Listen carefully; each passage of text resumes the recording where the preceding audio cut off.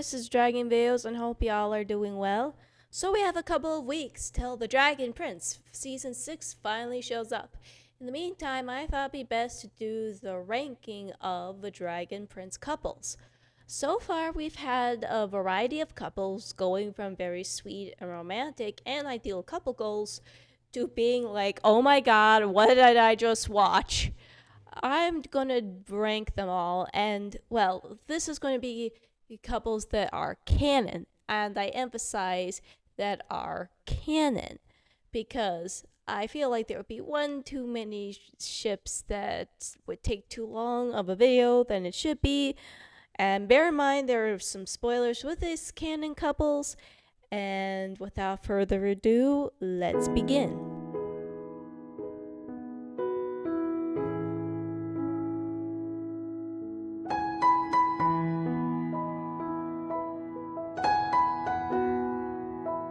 So far in the Dragon Prince, this seemed to be like the healthiest couple you could come across. They do have some feedback and they talk to each other about the problems that could happen in their kingdom as well as each other. King Harrow's a decent king. He listens to everyone as well as his advisor before making his own decisions. And he also makes sure that his wife is included, even if she is busy raising their son Ezran at the time.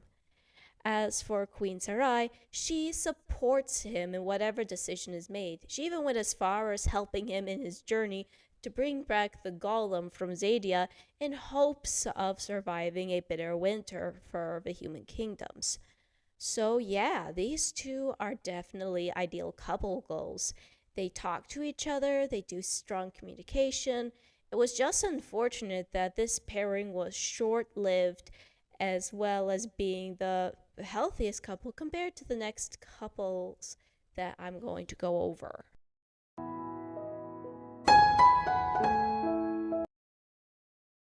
Love is strange. Sometimes it gets even crazier when tragedy is involved. In this case, Janai and Amaya definitely had one thing in common. They knew what it was like to lose a sibling. It all started on a fateful day when Amaya was patrolling the Zadia territories and the human borders. That resulted in her getting caught up in a fight with the Sunfire Elves, Janai in particular.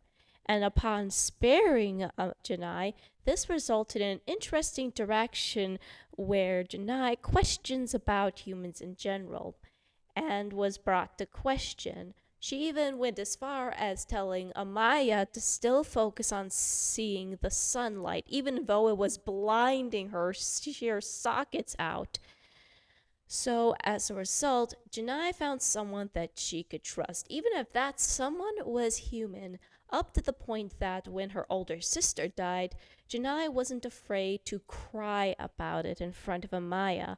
And over time, in the next season, Amaya became her rock. That person that she needed when things got complicated. And of course, Amaya listens as best as she can, listening in terms of her deafness, showing as far as being that person to lean on. She's not afraid to express some of her opinions in her sign language, as well as that willingness to learn about each other's cultures and such, resulted in them having a stronger bond, resulting in their marriage. I could have put them further up on this list along with Harrow and Sinari, but in all fairness, they didn't have a whole lot of screen time, but I'm pretty sure when season 6 rolls in, it's going to get better. I hope.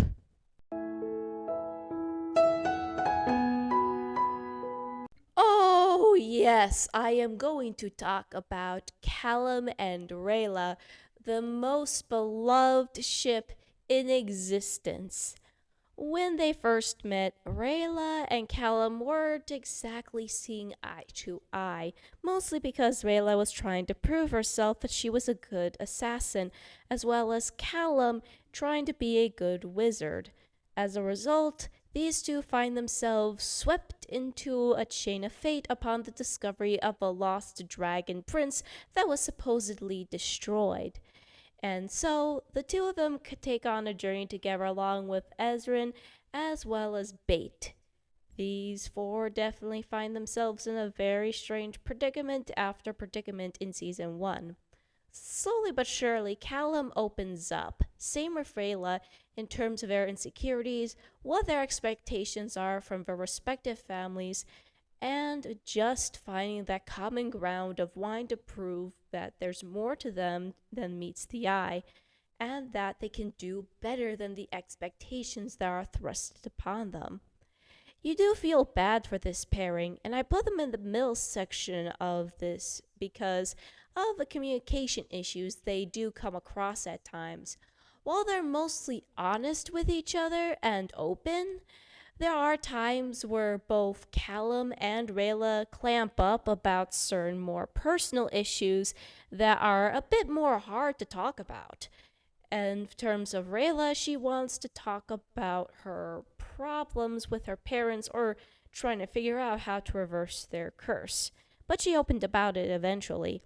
As for Callum, it's more about the dark magic and the darkness that he has to deal with.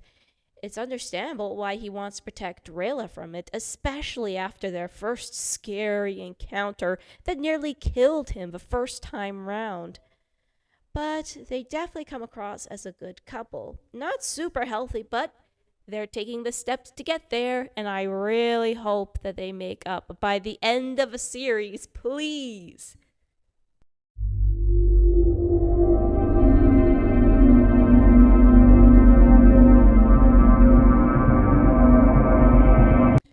Terry and Claudia are, well, kind of neutral. Terry seems to be the one who's supporting most of the relationship, going as far as trying to find ways to get Claudia to calm down after she's been having her distress over her dad. But there are times where Claudia doesn't exactly acknowledge Terry's feelings, especially over the shock of killing a fellow elf. And that's a very hard thing to swallow for someone as gentle as Terry. And of course, from what we saw in the previews for season 6, this couple is going to fall apart. I'm sure of it. After all, Claudia's too focused on what she needs to do, and the loss of her father is just gonna make things worse between their relationship. It was nice when they first started, and I really wish we knew how it formed in the first place. But now, the more you look at it, it's like just watching fire. So when it's so close to your face, it's painful.